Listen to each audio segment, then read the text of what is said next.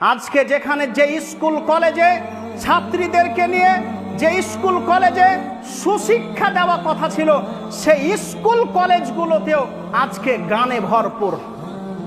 Headmaster বসে আছে চেয়ারে, আর হেডমাস্টার চেয়ারে বসে আছে, আরো অন্যান্য শিক্ষক বসে আছে, আর ওই জায়গাতে বয়স্ক ছাত্রী, সাবালিকা ছাত্রী ড্যান্স দিচ্ছে, নাচছে। বলেন, বহুদিন বলেছে আপনাকে বক্তব্যে, যেই শিক্ষক যেই হেডমাস্টার চেয়ারে বসে আছে আর ওই হেডমাস্টারের সামনে তার ছাত্রী ড্যান্স দিচ্ছে, ওই হেডমাস্টার যদি শিক্ষিত হয় তাহলে মূর্খ কে বলেন? ওই হেডমাস্টারকে যদি আমি অশিক্ষিত প্রমাণ করতে না পারি, জাতির সামনে কোনোদিন বক্তব্য দেব না ইনশাআল্লাহ।